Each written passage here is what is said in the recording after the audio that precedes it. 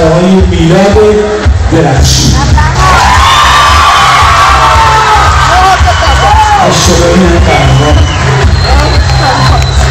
که من یه روزی قهرمان المپیک خواهم شد.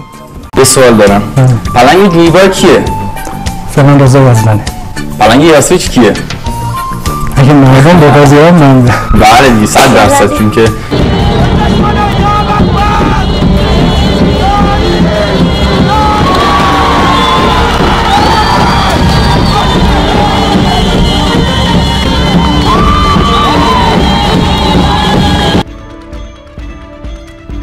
برای اولین بار در طول تاریخ استان شیدی‌بویرمد یک نفر نوجوان در وزن 85 کیلوگرم تونست خودش رو در سطح جهان مطرح کنه. جناب آقای میلاد درخشی من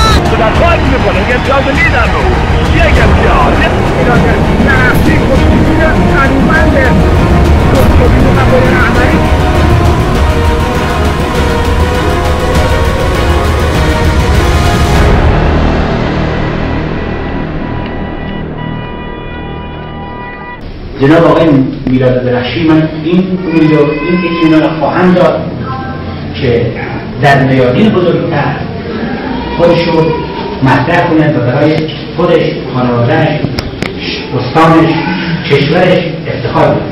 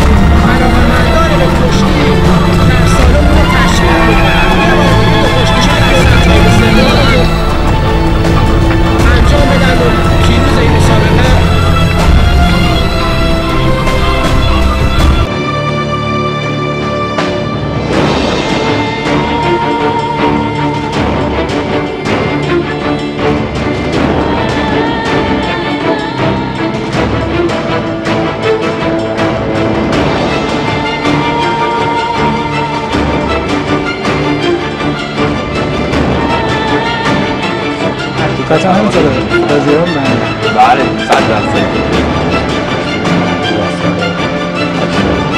شروع فعالیت کردیم در شهر در همون سال 85 من شروع کردم در مورد آقا میلاد و روند موفقیتشون عرض کنم که ما خانوادگی به این نتیجه رسیدیم که بیس و ساختار ورزش این استان امکان بروز نبوغ میلاد رو نمیده. بنابراین پیشنهاد ورزش کشتی و بذل برداری به ایشون دادیم و ایشون با اشتیاقتمون پذیرفت. آقای درخشی کدوم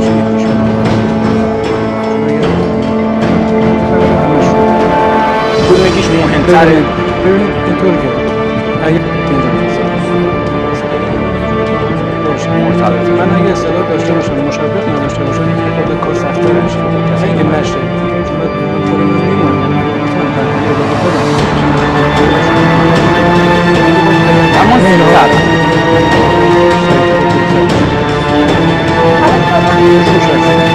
آزاد و در دوره توانی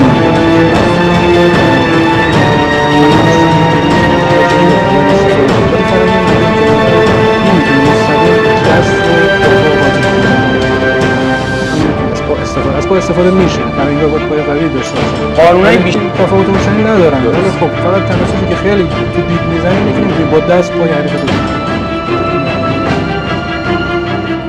خیلی جدیه تو کارم من. هیچ وقت کمبیار نیست. اصلا خوشحالم که بازم تونستم یک بار دیگه در این برنامه خدمت مردم به خصوص هموسانیان باشه.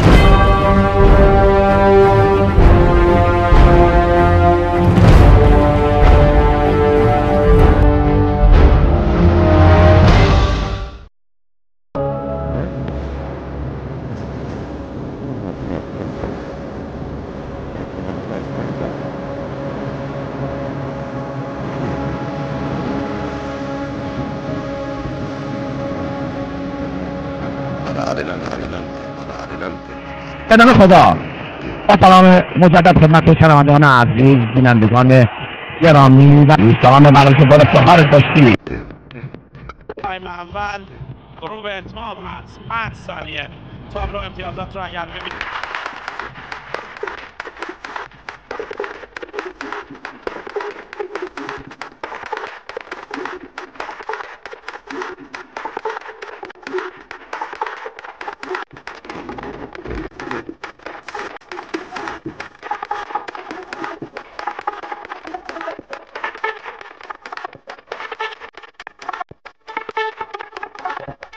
خودش رو میخواد از سمت چپ انجام بده میره به سمت راست پاس محکم خودش رو به دوشک میچسبونه همچنان برای اشتباه بارانداز و یه بارانداز زیبا رو اشتباه میکنه یه درخشی پشتگیر قانونمند ممکنه و باید عملی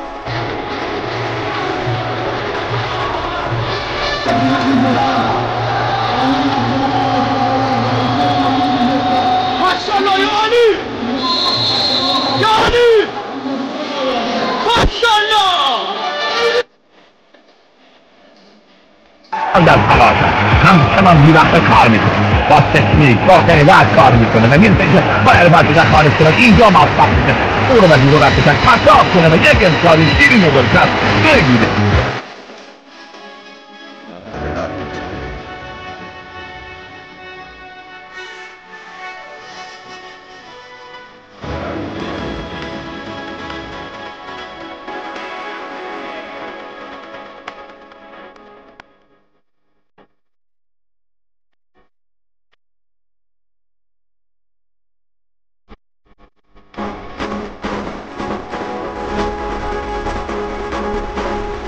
مواظب اون این تشکیل باش سعی کنید به فتش کنید و میتونه اون رو خواهد کنید دست در باک میکنه یک امتیاز میدم به او یک امتیاز در پرتاب امتیاز شیرین دلچسب دوباره از 1 ثانیه میدان درخشی در واقع مدعی اول کسب عنوان قهرمانی در این وقت خواهد بود باشه قف میکنه برای فن بارانداز میخواد اقدام بکنه بله نقصات خود و محکم ایراد درستی به تشک پس میده حساب میده که اون تنظیمات سنگینی رو پشت سر گذاشته که بتونه در این آوردگاه بزرگ نقصات باراندازها و خاص باراندازهای حریفان رو انتخاب کنه و این میلاد درستی بود که باید میلدی ما اون چی خود سجی رو خودش به پایان برسه سالان در فوتون دیگر فرو رفت این برانده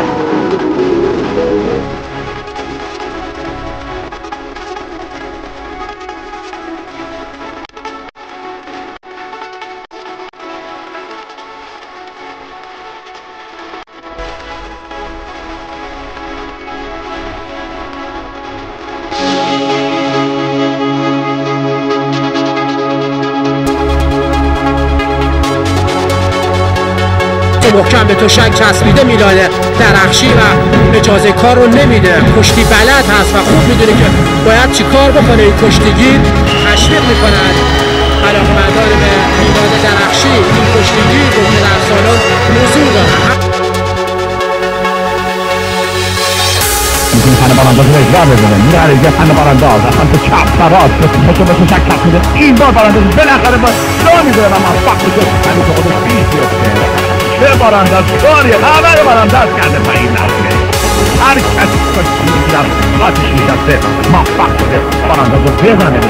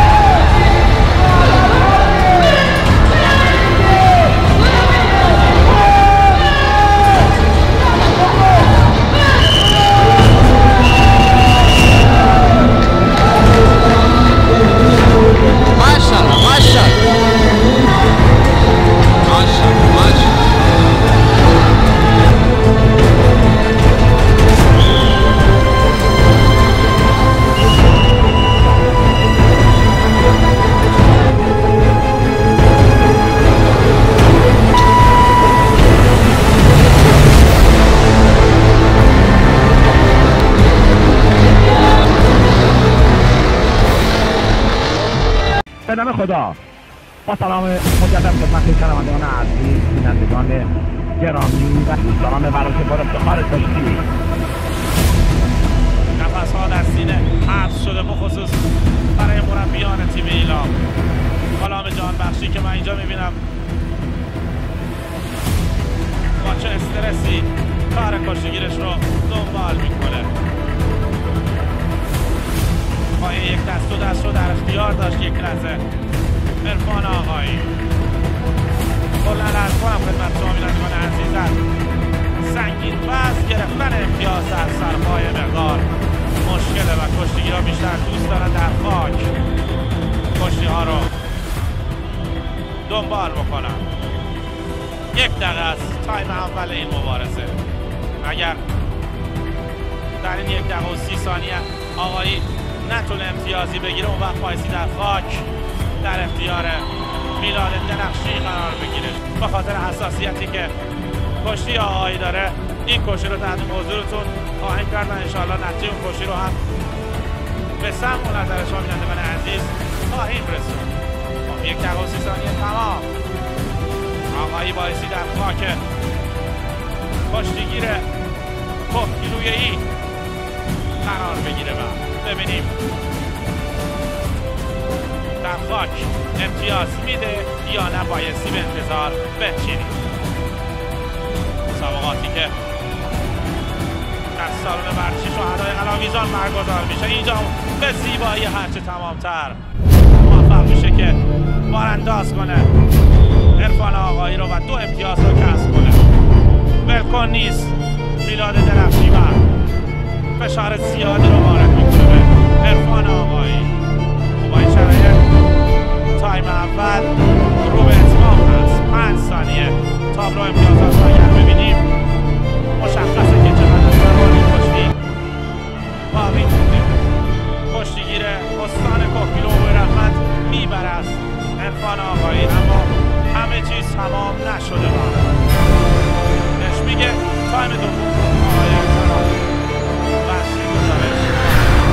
تایم اول مبارزه وزن 96 کیلوگرم میلاد درخشی کشتیگیر تنومند کهگیلو و بوی رحمتی. تایم دوم با سود داور شروع میشه. عرفان آقایی باید تایم دوم رو ببره که بتونه کشتی رو به تایم سوم بکشه. دو کشتیگیر در وسط تشک همدیگر رو محک میزنن. کشتیگیری که تایم اول رو میبازه باید تایم دوم رو کشتی بگیره، چرا که باختن در تایم دوم یعنی باختن در کل کشتی. عرفان آقایی در میلان با باند آبی به عقیده من باید قطعا مربیان در کنار تشک به او میگن که باید کار بکنه، دستاش بر روی سر و گردن حریف میلاد درخشی از کهگیلو بوی رحمت، چون پتک فرو بیاد که تعادل او رو به هم بزنه و بتونه در این موقعیت ها پوان‌های لازم رو بگیره. دو کشتیگیر کماکان در سر پا در حالت سرشاخ کشتی رو ادامه میدن. 1 دقیقه از تایم دوم سپری شده و دو کشتیگیر کماکان 0-0 هستند. میلاد درخشی با گرفتن فن 2 دست از عرفان آقایی سعی در کنترل کشتی داره. عرفان آقایی باید بیشتر کار بکنه. 5 ثانیه به پایان این کشتی در سر پا در تایم دوم. بله و این کشتی به خاک کشیده میشه در تایم دوم.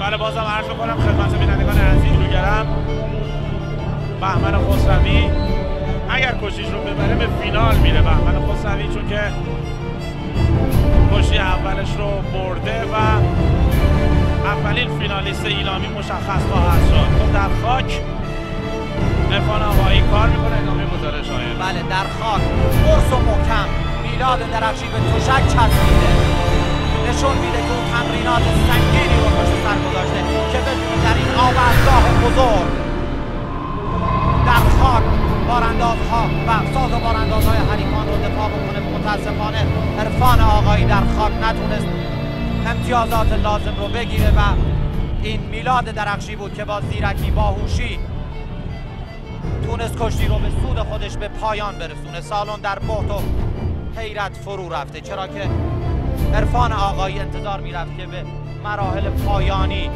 وزن 96 کیلوگرم را پیدا بکنه. بله با خسته نباشید میگیم به عرفان آقایی. خیلی خوب مبارزه کرد. به هر صورت مبارزه جانانه‌ای رو دو کشتیگیر به نمایش گذاشتن. خب کشتی‌های دور سومش به پایان رسیده.